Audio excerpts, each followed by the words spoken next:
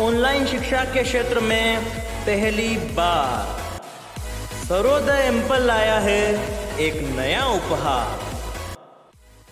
सभी आगामी प्रतियोगी परीक्षाओं के लिए क्रैश कोर्स तथा 6 घंटे से भी अधिक की लाइव क्लासेस। नमस्कार साथियों, स्वागत है आपका हमारे इस क्रैश कोर्स में। देखो, अपन साइकोलॉजी की यूनिट 2 स्टार्ट कर रहे हैं और साइकोलॉजी रीट परीक्षा के लिए बड़ा एक अहम विषय है। 30 प्रश्न का आपका वेटेज इस साइकोलॉजी का है, जिसमें यूनिट 2 बात करेंगे अधिगम एवं अभिप्रेरणा, जिसमें अपन शुरू कर रहे हैं। सबसे पहले अधिगम की बात करते हैं, ठीक है। देखो, अधिगम अभिप्रेरणा जो यूनिट है अपनी 2, इस यूनिट से लगभग 6 से 10 क्वेश्चंस का वेटेज रहता है और इस साइकोलॉजी की पूरे 30 प्रश्नों में सबसे बड़ी यूनिट भी यही है। अधिगम की बात करेंगे। सबसे पहले बात करते हैं कि जो अधिगम है इसको अंग्रेजी में क्या कहते हैं? लर्निंग इसे कहा जाता है, ठीक है। और अधिगम का जो अर्थ होता है वास्तविक, वो क्या होता है? सीखना, ठीक है। अधिगम का वास्तविक अर्थ क्या होता है? सीखना। अब देखो, सीखना क्या है? सीखना कब से प्रारंभ हो जाता है? जन्म से। कब से? जन्म से प्रारंभ हो जाता है और कब तक चलता है? जीवन पर्यंत, यानी जब तक व्यक्ति मरता है तब तक कुछ ना कुछ व्यक्ति क्या करता है? सीखता रहता है, ठीक है। अब देखो, सीखने की बात करेंगे कि सीखना क्या है। सीखना है अनुभव द्वारा व्यवहार में परिवर्तन। क्या होता है? सीखना होता है। ध्यान से समझना इस चीज को। अनुभव द्वारा व्यवहार में परिवर्तन। अनुभव द्वारा यानी अनुभव मतलब क्या होता है?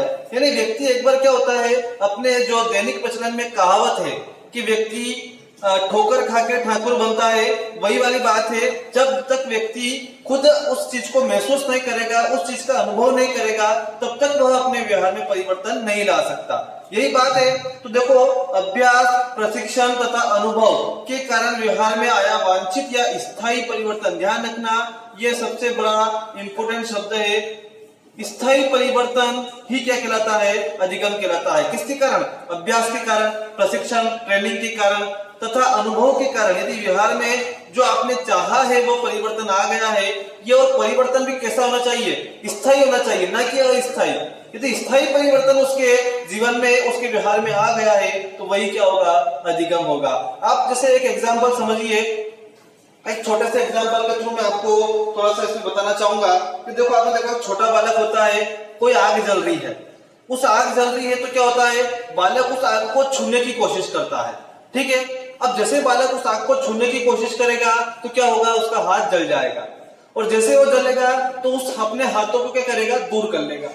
अब अगली बार जब वो उस आग को जलते हुए देखेगा तो उस आग को छूने की कोशिश कदापि ना करेगा। क्यों नहीं करेगा? क्योंकि वह पहले उससे जल चुका है, उसे अनुभव हो चुका है कि ये जो आग है ये एक ज्वलनशील है, ठीक है, ये जला देती है। इसलिए बालक क्या करता है? उस आग को दोबारा छूने की कोशिश बिल्कुल भी नहीं करता है। यानी ध्यान रखना, वो क्या चीज है? वही क्या है? अनुभव। उसको अनुभव हो गया कि ये ज्वलनशील है, आग कैसी है? ज्वलनशील है, इसलिए वो कभी भी उस आग को दोबारा छूने की कोशिश नहीं करेगा। अर्थात कह सकते हैं कि अनुभव द्वारा व्यवहार में परिवर्तन ही क्या कहलाता है?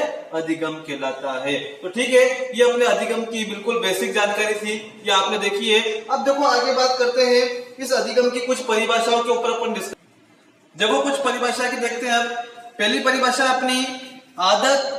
देखो, ध्यान से समझना, परिभाषा बहुत आसान है, रटने की जरूरत नहीं है आपको, समझना केवल। आदत, ज्ञान एवं अभिवृत्ति का अर्जन ही क्या है? अधिगम है। अब देखो, आदत, एक शब्द आया, आदत क्या होती है? सबसे पहली बात, आदत के बारे में जानते हैं कि आदत क्या होती है? एक जन्मजात होती है या अर्जित होती है? आदत हमेशा कैसी प्रक्रिया होती है? अर्जित होती है। कैसी होती है? अर्जित। आदत कभी भी जन्मजात नहीं होती है। आदत कभी भी जन्म से नहीं आती है। आप जैसे संगत में रहेंगे, जिन लोगों के साथ आप रहेंगे, आपकी आदत भी वैसी ही बन जाएगी। आदत यानी एक अर्जित प्रक्रिया है। ध्यान रखना, बहुत इंपॉर्टेंट प्रश्न बन सकता है। आदत है जन्मजात, अर्जित दोनों, तो ध्यान रखना, आदत हमेशा कैसी होती है? अर्जित होती है। आदत, ज्ञान एवं अभिवृत्ति का अर्जन करना ही क्या है? अधिगम है। कथन किसका है? क्रो एंड क्रो का। वेरी वेरी इंपॉर्टेंट परिभाषा है। कुछ प्रमुख परिभाषा ही आपको मैं पढ़ाने वाला हूं क्रैश कोर्स में, वरना अधिगम की कम से कम 30 से 35 परिभाषाएं बनती है, वो आपको सारी याद नहीं करनी है, कुछ महत्वपूर्ण परिभाषा ही आपको समझनी है।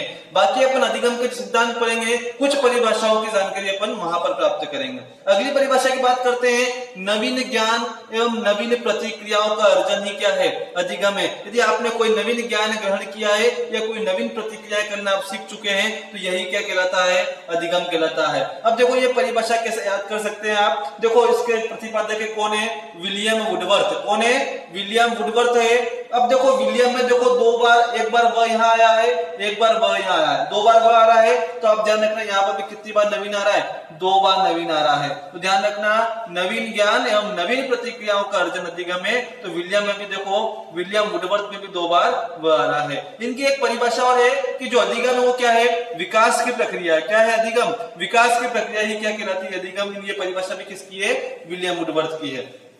अगली बात करते हैं कि देखो एक गिलफोर्ड महोदय की एक परिभाषा है कि व्यवहार के कारण व्यवहार में परिवर्तन क्या है, अधिगम। किसका कथन है, गिलफोर्ड का। अब देखो ध्यान से समझना, इसको भी रटने की जरूरत नहीं है, गिलफोर्ड, ठीक है, यानी गाल पर फोड़।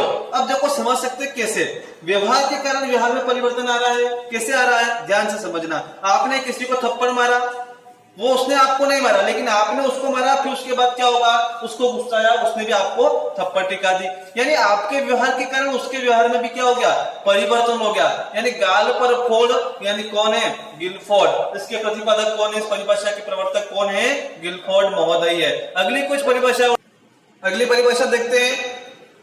देखो अधिगम व्यवहार में उत्तरोत्तर अनुकूलन की प्रक्रिया है। अब देखो ध्यान समझना इस परिभाषा को, अधिगम क्या है व्यवहार में, उत्तरोत्तर अनुकूलन। और उत्तरोत्तर यानी परिस्थिति के अनुसार कौन अनुकूलन कर सकता है, इसकी नर की परिभाषा है, नर आ रहा है, नर यानी कौन, मानव। ध्यान रखना व्यवहार के अकॉर्डिंग कौन ढल सकता है, मानव ढल सकता है। इसलिए अधिगम व्यवहार में उत्तरोत्तर अनुकूलन, अनुकूलन यानी कौन कर सकता है, मानव कर सकता है, की प्रक्रिया है। किसका कथन है, B.F. Skinner, Burrhus Frederic Skinner. Skinner में देखो पीछे नर आ रहा है, नर आ रहा है यानी नर यानी कौन, मानव कर सकता है, क्या कर सकता है, अनुकूलन कर सकता है। इसलिए ये परिभाषा किसने दी है, B.F. स्किनर ने। अगली परिभाषा देखो एक शब्द आया है अनुभव और एक शब्द आया है प्रशिक्षण। ध्यान से समझना, बहुत आसान है, याद करने की ट्रिक बता रहा हूं। अनुभव एवं प्रशिक्षण के कारण व्यवहार में परिवर्तनीय अधिगम में किसने कहा है, गेट्स महोदय ने। किसने कहा है, गेट्स। और गेट्स की स्पेलिंग देखो GATS, इसमें देखो A आ रहा है, T आ रहा है। A यानी क्या हो गया, अभ्यास, क्या हो गया, अभ्यास, या क्या हो गया, अनुभव हो गया, क्या हो गया, अनुभव। A यानी अनुभव और T यानी ट्रेनिंग, ट्रेनिंग मतलब क्या होता है, प्रशिक्षण। क्या होता है, T मतलब प्रशिक्षण, ट्रेनिंग, और A मतलब क्या हो गया, अनुभव हो गया। तो ध्यान रखना किसने दी है परिभाषा, गेट्स महोदय ने। और बहुत फेमस परिभाषा है, बहुत बार पिछली परीक्षाओं में यह परिभाषा पूछी गई है, ठीक है। अगली परिभाषा की बात करते हैं, सीखना समग्राकृत अनुभवों का समावेश है। देखो समग्राकृत, ठीक है, एक शब्द आया समग्र, समग्र यानी संपूर्ण, संपूर्ण यानी पूर्ण, ठीक है। अब देखो ये परिभाषा किसने दी है, कोहलर ने। अपन अधिगम के सिद्धांतों के बारे में चर्चा करेंगे आगे, वहां पर आएगा देखो कोहलर, कोपका और वर्दीमर, ये तीनों जो गेस्टाल्टवादी थे, इन्होंने गेस्टाल्टवादी संप्रदाय की स्थापना की है।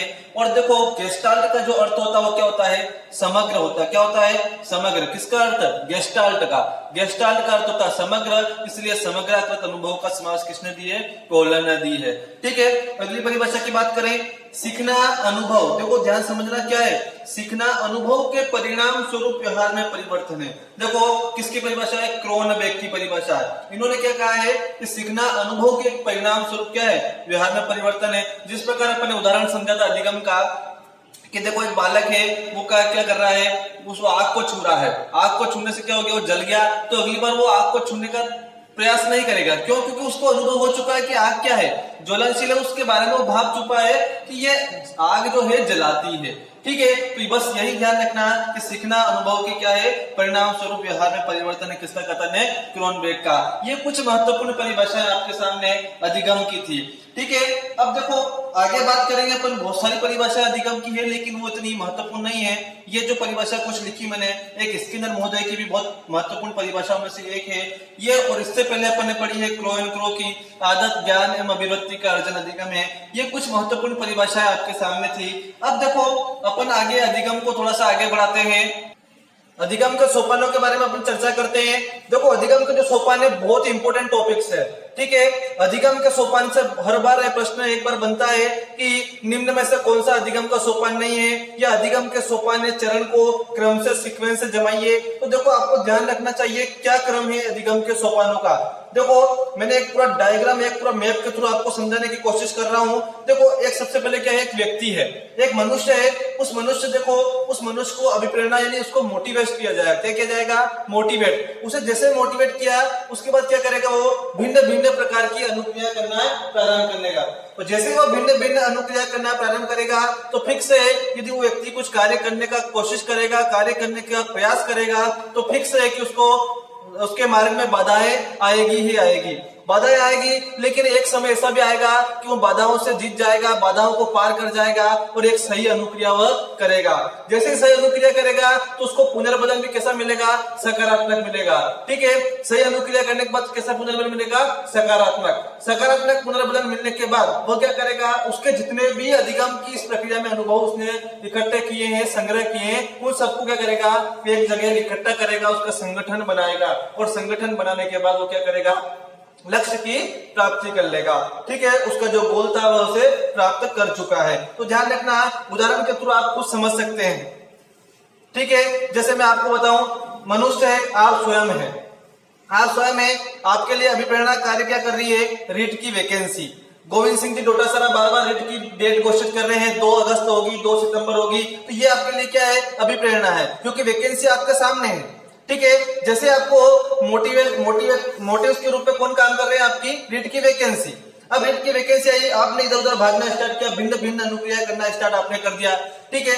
जैसे आपने भिन्न भिन्न अनुक्रिया स्टार्ट करी, प्रारंभ करना, तो आपके सामने बाधाएं आई कि अब कैसे पढ़े, ठीक है। कैसे पढ़ाया जाए? ऑफलाइन क्लासेस ले, ऑनलाइन क्लास ले, कौन सी कोचिंग ज्वाइन करें, क्या करें? आपके मन में अनेक शंकाएं उत्पन्न हुई, अनेक समस्याएं, अनेक बाधाएं आई। लेकिन आखिर क्या हुआ? इन सभी बाधाओं को आपने पार कर लिया है और आखिर में एक सही अनुक्रिया आपने और कर ली है। आपने सर्वोदय एम्पल एकेडमी को चुन लिया है, ये आपकी क्या हो गई? सही अनुक्रिया हो गई, ठीक है। अब देखो सही अनुक्रिया की, आपको पुनर्बलन कैसा मिल गया? सकारात्मक। नहीं, बहुत अच्छा कार्य किया तेने, सर्वोदय एम्पल एकेडमी का तेने क्रैश कोर्स ज्वाइन किया है, बहुत अच्छा कार्य किया है। आपको पुनर्बलन कैसा मिला?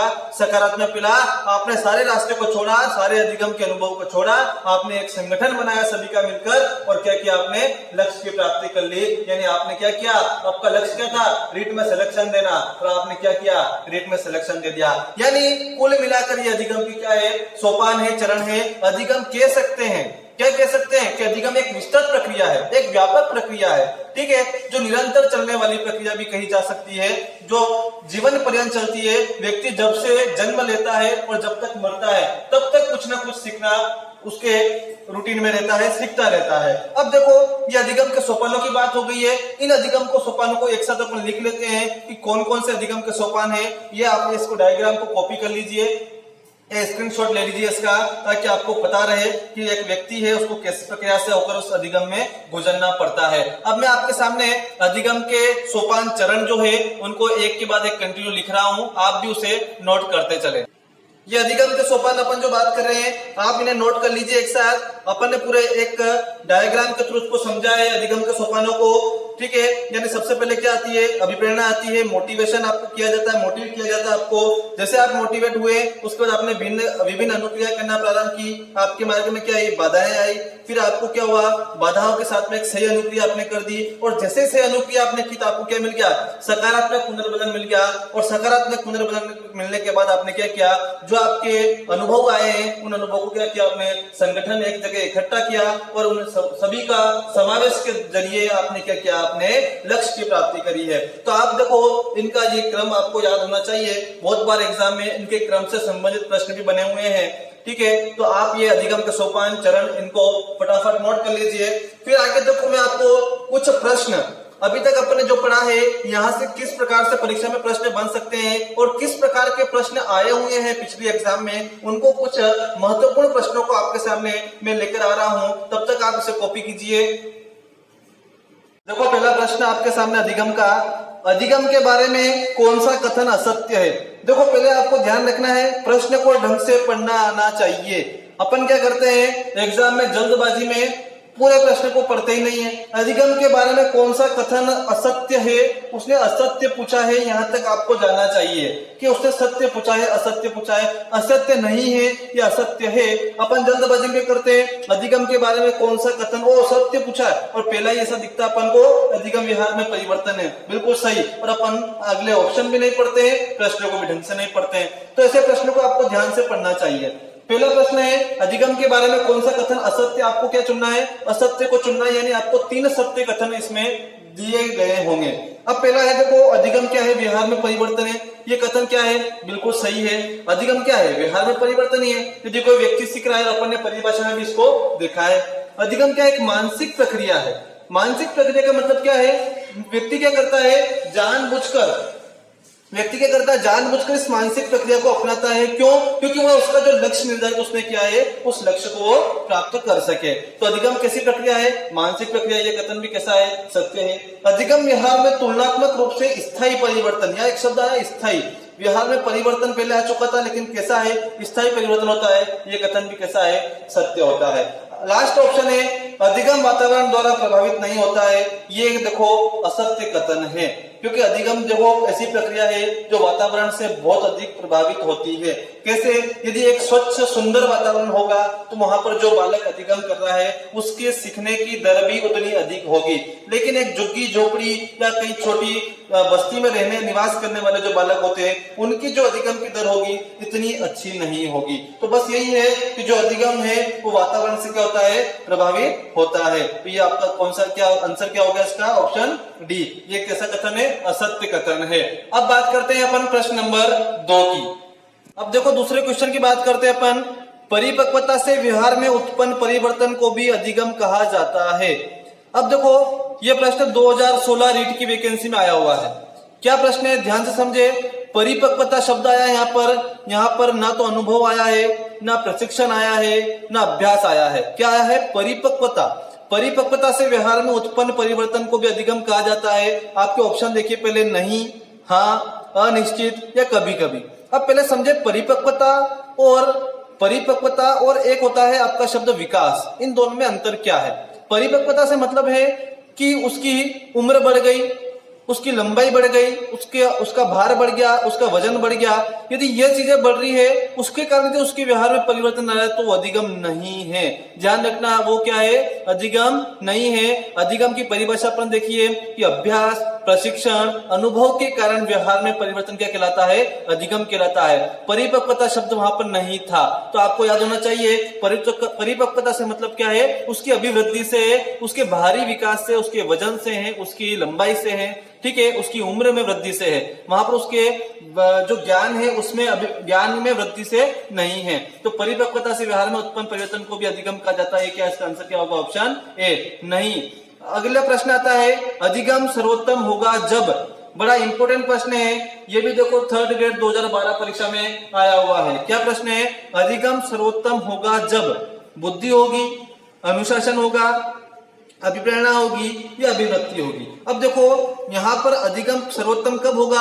अपन ने देखो अधिगम के जो सोपान देखे हैं, चरण देखे हैं, उन सोपान चरण में देखा था कि देखो अभिप्रेरणा होगी तभी व्यक्ति क्या करेगा, भिन्न भिन्न अनुक्रिया करने का प्रयास करेगा, तभी जाकर व्यक्ति क्या करेगा, कुछ सीखने का मन बनाएगा, प्रयत्न करेगा, कोशिश करेगा। इसीलिए अधिगम सर्वोत्तम कब होगा, जब अभिप्रेरणा होगी। व्यक्ति में बुद्धि है लेकिन कोई मोटिव उसका है ही, अनुशासन है लेकिन मोटिव नहीं है, उसकी रुचि है लेकिन मोटिव नहीं है, तो भी वह नहीं सीख सकता। कब, जब तक मोटिवेशन नहीं मिलेगा, उसको मोटिवेट नहीं किया जाएगा, तब तक क्या होगा, बालक नहीं सीख सकता। तो अधिगम क्या है, सर्वोत्तम कब होगा, जब क्या होगी, अभिप्रेरणा होगी। ठीक है दोस्तों, तो आज ये अपना अधिगम का बिल्कुल बेसिक्स अपन ने पढ़ा है कि अधिगम क्या है, अधिगम की परिभाषा देखी है, अधिगम के सोपान देखे हैं, और ये कुछ महत्वपूर्ण पिछले परीक्षाओं में आए हुए प्रश्नों को अपन ने देखा है। अगले वीडियो में इससे भी आगे चलेंगे, अपन अधिगम को आगे बढ़ाएंगे और भी इससे